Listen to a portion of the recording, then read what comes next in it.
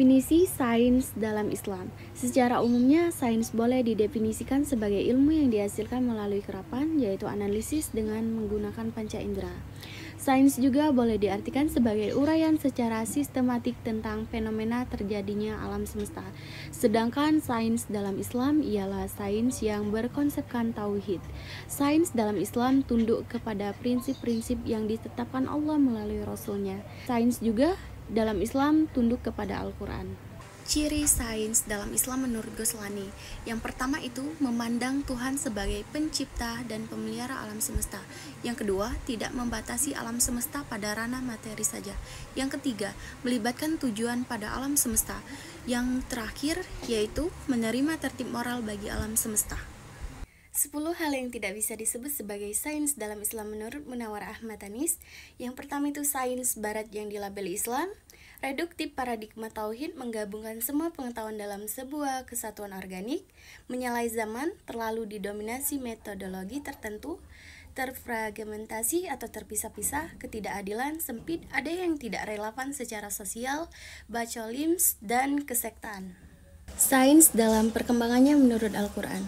Surat Al-Alaq 1-5 merupakan dasar sains dalam Islam. Allah memerintahkan kita membaca, meneliti, mengkaji, dan membahas dengan kemampuan intelektual. Surat ini merangsang daya kreativitas untuk berinovasi, mengembangkan keimanan dengan rasio dan logika yang dimiliki manusia. Penggunaan sains tergantung pada pribadi masing-masing. Bila penggunaannya tidak sesuai dengan tujuannya, akan mendatangkan mudarat. Namun, jika sains itu bermanfaat, maka hal ini akan direstui Allah. Masa kemasan sains dalam sejarah Islam. Menurut Muhammad Abdul Jabbar Bek, menyatakan Muslim tidak hanya mengubah cara pikir, tetapi juga pandangan dunia. Buku berjudul Ilmuwan Muslim Pelopor Hebat di Bidang Sains Modern karya sejarawan Ehsan Masud mengungkapkan, salah satu ciri periode pembangunan Islam yakni menyerap keunggulan peradaban lain, memodifikasi dan melakukan inovasi. Islam kemudian melahirkan sejumlah ilmuwan terkemuka di bidang sains dan teknologi. Beberapa cendekiawan Muslim klasik secara khusus mencatat fenomena perubahan yang terjadi pada masyarakat Arab seperti Ibnu Qutaibah, Al-Khawarizmi, serta Ibnu Al-Qibti. Deskripsi dari Ibnu Qutaibah menjadi rujukan ilmiah para sarjana Muslim berikutnya, bahkan memengaruhi perkembangan sains di dunia barat. Sedangkan buku Mafatih Al-Ulum atau Kunci Ilmu yang disusun Al-Khawarizmi dipandang sebagai karya umat Islam pertama yang berdiri meneliti asal mula sains Islam. Penyebaran agama Islam yang kian luas semakin menambah jumlah orang dari berbagai wilayah untuk memeluk agama ini. Hal itu akan memperbanyak khazanah pengetahuan asing yang dapat diserap. Khalifah Khalid bin Yazid mendorong para ilmuwan dari Damaskus, Suriah, dan Kairo, serta Mesir untuk menerjemahkan buku-buku bidang kimia, kedokteran, dan astronomi dari literatur Yunani kuno dan Koptik ke dalam bahasa Arab selanjutnya. Kaum cendekiawan Muslim mengembangkan pemikiran dan inovasinya sendiri. Dari abad ke-7 sampai awal abad 10 Masehi, periode ini merupakan periode keemasan umat Islam yang ditandai dengan berkembangnya berbagai bidang ilmu seperti filsafat, pemikiran ilmu kalam, hukum, tasawuf, teknologi, pemerintahan, arsitektur, dan berbagai kemajuan lainnya. Periode ini juga merupakan puncak lahirnya karya-karya besar dalam berbagai penulisan dan pemikiran. Ditandai antara lain dengan lahirnya kitab kumpulan hadis dan fikih atau hukum Islam dari berbagai mazhab. Tokoh ilmuwan Muslim pada masa keemasan sains. Yang pertama, bidang kedokteran. Abu Zakaria Ar-Razi, Ibnu Sina, Ibnu Saha. Yang kedua, bidang filsafat ada Al-Kindi, Al-Farabi, dan Ibnu Sina. 3. Di bidang matematika ada Al-Khawarizmi, Abu Kamil Sujak. Yang keempat, bidang astronomi ada Musa Ibrahim Al-Farazi, Al-Fahmi Al-Battanu. Yang kelima, bidang bahasa dan sastra Ibnu Muqaffa, Imam Sibawhi, Abu Nawas. Dan yang keenam, bidang sejarah geografi Al-Mas'ud. Yang ketujuh, bidang tafsir Al-Quran. Dalam ilmu tafsir terdapat dua pola, yaitu tradisional dan rasional. A. Tafsir bil maksur, yaitu tradisional. Musafirnya yaitu Ibnu Jarir At-Tabari, Ibnu Atiyah An-Andalusi, As-Sudi, Muqatil bin Sulaiman, Muhammad bin Ishaq. B. Tafsir Birro'i atau rasional. Yang pertama, Abu Bakar Asam. 2. Abu Muslim Muhammad bin Bir Isfahani. 3. Ibnu Jaru bin Asadi. 4. Abu Yusuf Abdussalam. 8. Ilmu hadis. Pada masa dinasti Abbasiyah, muncul para ahli hadis yang termasyhur. Yang pertama, Imam Bukhari. 2. Imam Muslim. 3. Ibnu Majah. 4. Abu Dawud. 5. Ibnu Tirmizi. 6. Imam Nasai. 9. Ilmu tasawuf. Ulama ahli tasawuf yaitu Al-Qushairi, Shihabuddin, dan Imam Ghazali. 10. Ilmu kalam. Ulama yang terkenal di bidang ini adalah Hasan Asy-Syairi, Wasil bin Adha, dan Imam Syafi'i. 11. Ilmu fikih. Mazhab fikih yang banyak diikuti kaum muslimin muncul pada masa Abbasiyah.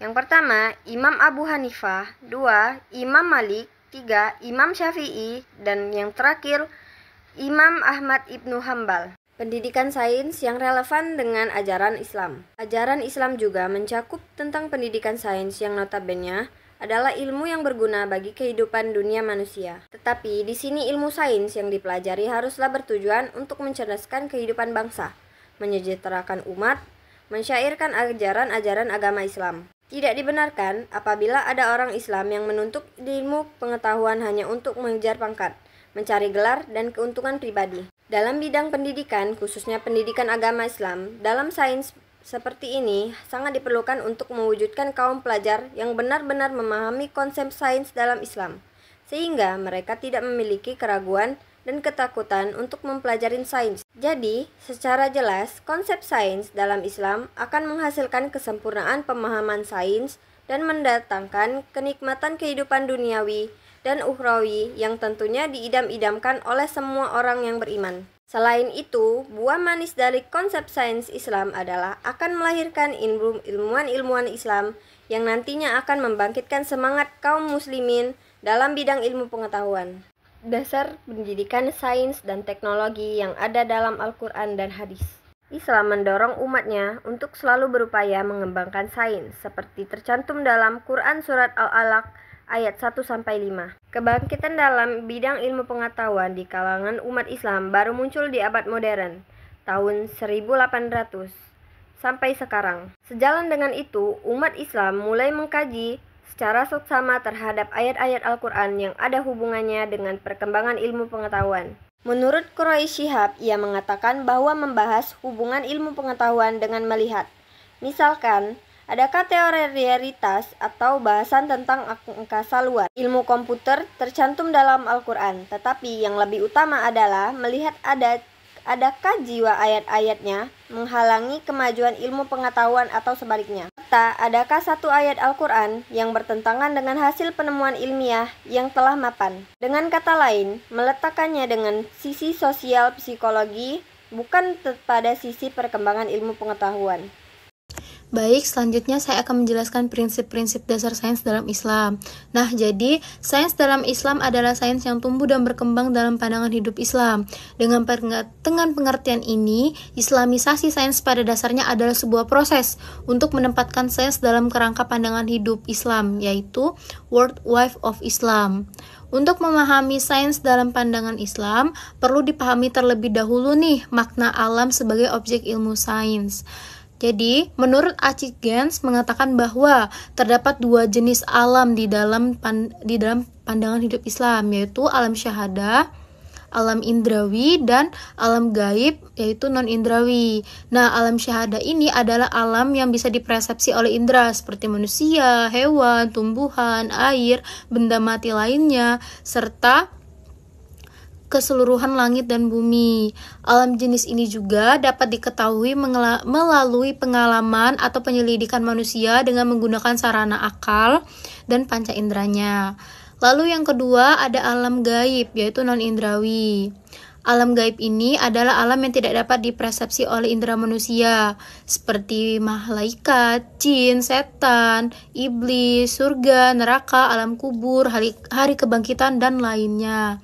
Tidak seorang pun dapat mengetahui alam gaib ini selain Allah Subhanahu wa Ta'ala, termasuk Nabi Muhammad SAW. Baik, selanjutnya ada tipologi hubungan sains dalam Islam. Tipologi ini terdiri dari 4 macam pandangan. Yang pertama, konflik. Pandangan ini menyampaikan sains dan agama adalah dua hal yang ekstrim dan saling bertentangan. Sains dan agama memberikan pernyataan yang berlawanan sehingga harus memilih salah satu di antara keduanya. Dan yang kedua ada independensi. Nah, analisis bahasa menekankan bahwa sains hanya mengeksplorasi masalah terbatas pada fenomena alam, tidak untuk melaksanakan fungsi. Sedangkan bahasa agama berfungsi memberikan seperangkat pedoman menawarkan jalan hidup dan mengarahkan pengalaman religius personal dengan praktek ritual dan tradisi agama.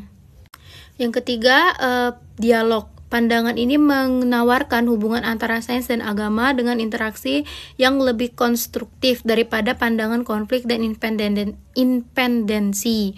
Dialog membandingkan sains dan agama adalah menekankan adanya kemiripan dalam prediksi, metode, dan konsep. Tetapi pandangan penganut dialog ini, agama dan sains jelas berbeda secara logis dan linguistik, bahwa di dunia nyata mereka tidak bisa dikotak-kotakan dengan mutlak.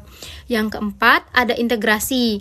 Pandangan ini melahirkan hubungan yang lebih bersahabat daripada pendekatan dialog dengan mencari titik temu di antara sains dan agama.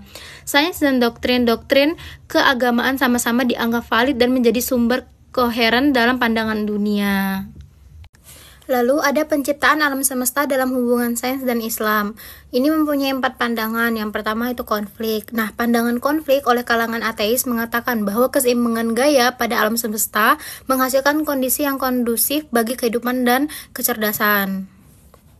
Yang kedua, ada independensi. Nah, jadi pendukung independensi ini mengeklaim bahwa makna religius dari penciptaan dan fungsi penciptaan tidak ada kaitannya dengan teori-teori ilmiah tentang proses fisika kosmologi yang terjadi pada masa lalu. Menurut mereka, dunia tidak pula menjadi bagian dari Tuhan atau berbeda dengan Tuhan.